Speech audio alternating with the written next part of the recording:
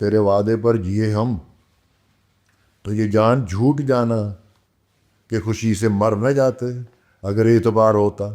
आप शाम को रात को उनके पास जाएं, कहीं ना कहीं महफिल लगना चाहिए। 4 6 8 कहीं कभी किसी के घर में, कभी किसी के घर में। और ये हर इंसान को फ्रीडम ऑफ स्पीच जो है उसके टाइटल के अंदर ये अलाउ होना चाहिए कि एक इंसान ने अपनी पूरी लाइफ में इस दुनिया से रिसीव क्या किया है।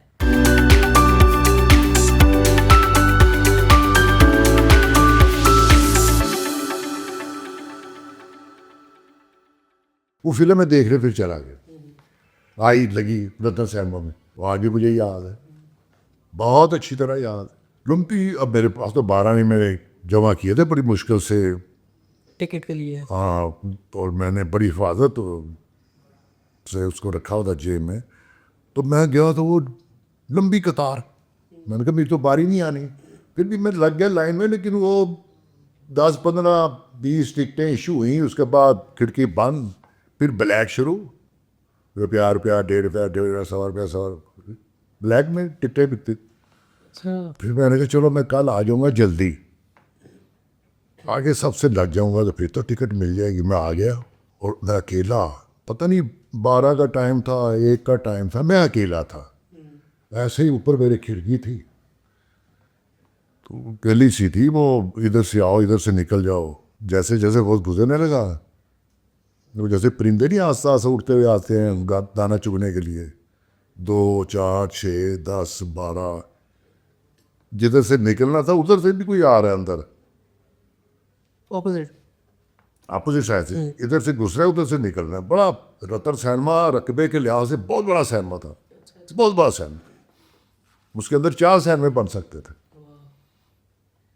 जब खिड़की खुली एक रश पड़ गया और मैं घबरा गया। मैं कहा यार ये, फिर मैंने कहा मैं तो खिड़की के पास हूँ, मुझे क्या पता था होना क्या है।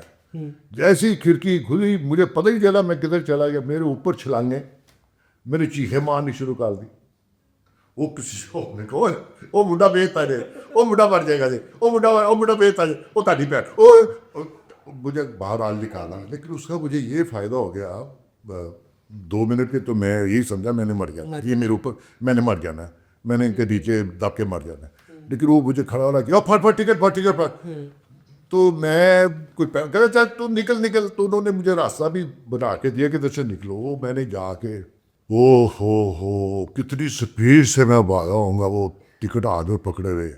ये आप साहब लगा ले कोई 63 64 की बात है, अच्छा अच्छा। 60 साल पहले। तो मैं जाके सीट पे बैठ गया, अंदर कोई गाना भी चल रहा था। फिर ऐसे ही फिल्म शुरू हुई है, मेरी आंखें फैलने लग गई ऐसे कैसे पता नहीं क्या। और जब फिर मैंने वो दिलीप कुमार को देखा है, वो शराब पी के घर की तरफ आ रहा है, टुन हो के मेरे दिल कहीं और चल झूमता हुआ, तो वो मेरे अंदर ही उतरता गया। और आज तक वो मेरे अंदर सांस ले रहा है और मैं उसी के बस फॉलो करता हूँ। ये आपकी पहली फिल्म थी? ये मेरी पहली फिल्म थी और मेरा यकीन है उस फिल्म ने बहुत सारे लड़कों को, मेरे जैसे सोच रखने वाले लड़कों को, जो बचपन में मरूमियाँ मायूसियाँ हाँ जी। देखने वाले, दिलीप कुमार ने उनको बर्बाद कर दिया होगा। बर्बाद कर दिया। बर्बाद कर दिया होगा। वो मैं शौक की बात कर रहा हूँ। अच्छा, अभी आपने इतना खूबसूरत एक शेर सुनाया था, पोइट्री के साथ आपका लगाव कैसे? बेताशा, बेतहाशा। और पोइट्री के साथ मेरा इश्क है मुझे। अच्छा, एक वो कहते हैं कि मतलब माजरत आपकी बात काट रहा हूँ, लेकिन वो कहते हैं ना कि ज़्यादातर हमारे माशरे में, जो इस माशरे में, सब कॉन्टिनेंट में ये समझा जाता है कि अगर कोई इंसान शायरी करता है तो ज़रूरी है कि उसका दिल टूटा हो, तो तब उसकी वजह से शुरू करें। ऐसा कोई मामला तो नहीं है? ऐसा नहीं है ना? ये नेचुरल सी चीज़ यार। आपको अगर दिल टूटने के चक्कर में पड़े हैं ना, तो ये तो साल में 2 3 दफ़ा तो टूटता है, शायद इससे भी ज़्यादा। तो ये ऐसी बातें हैं, मेरा दिल टूट गया, मेरा दिल टूट गया। वो यार वक्ती तौर पे दुख होता है, शाम होती है तो अपना गम बुलाओ, अपने दुख को दूर करो, बैठो यारों दोस्तों में, जी। तो शौक करो अपना और गम दूर करो। कोई ऐसी बात नहीं, दिल विल कोई नहीं टूटता। तो फिर ये बातें हैं ऐसे। तो किस तरह की पोइट्री की तरफ फिर इंटरेस्ट है? और वो मैं गालिब का बड़ा ही मद्दा हूँ, बेतहाशा। उनके चंद शेर जो है ना वो बस उन्हीं को मैं पढ़ता रहता हूँ। और उनकी एक है बड़ी खूबसूरत नज़म, ये न थी हमारी किस्मत कि विसाल यार होता, अगर और जीते रहते यही इंतज़ार होता। तेरे वादे पर जिए हम तो ये जान झूठ जाना कि खुशी से मर न जाते अगर एतबार होता। ये कहाँ की दोस्ती है कि बने हैं दोस्त ना से, कोई चारा साज होता, कोई गमगुसार होता। कहूँ किससे मैं कि क्या है शब गम बुरी बला है, कहूँ किससे मैं कि क्या है शब गम बुरी बला है। मुझे क्या बुरा था मरना अगर एक बार होता, हुए मर के हम जो रुसवा, हुए क्यों ना घर के दरिया, न कभी जनाजा उठता न कहीं मज़ार होता। गालिब कहते हैं ये मसाइल तसव्वुफ, ये तेरा बयान गालिब, तुझे हम वली समझते जो ना बादाखार होता। वो अपने आप को बहरहाल ये उनकी कसर नफसी है, वरना वली तो कई आए और कई गए, गालिब तो एक ही है। हाँ जी, ना आया ना इसके बाद आएगा, एक गालिब। ज़िंदगी अगर आपको जीना है मज़े ले लेकर जिए, एक ही बार मिली है दोबारा मिलनी नहीं, तो आपको कोई रोकता भी नहीं है। आप चाहें तो मज़े ले लेकर जिए। कह सकते हैं।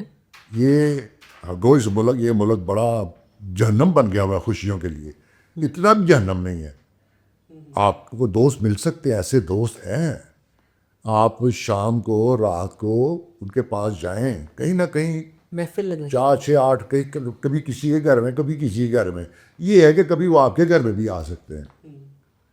आप अपने घर का ऐसा माहौल रखें कि आपके दोस्त आपके घर में आ सके, सारी रात बैठ सकें, क्योंकि मज़ा तो रात को ही आता है, दिन को तो अपनी अपनी परेशानी होती हाँ है, जी। वो टाइम नहीं दे पाता। और दोस्तों के साथ गुजरा हुआ आपका एक एक पल आपको ऐसे फ्रेश करता है जैसे कोई टॉनिक नहीं आप इंजेक्शन लगा रहे हैं ताकत करके, ऐसा होता है। बल्कि किसी सूफी शायर ने कहा सदाना बागी बुलबुल बोले तो सदाना बाग बहारा, सदाना बागी बुलबुल बोले तो सदाना बाग बहारा, सदा न मापे हुसन जवानी ते सदा न सोहबत यारा।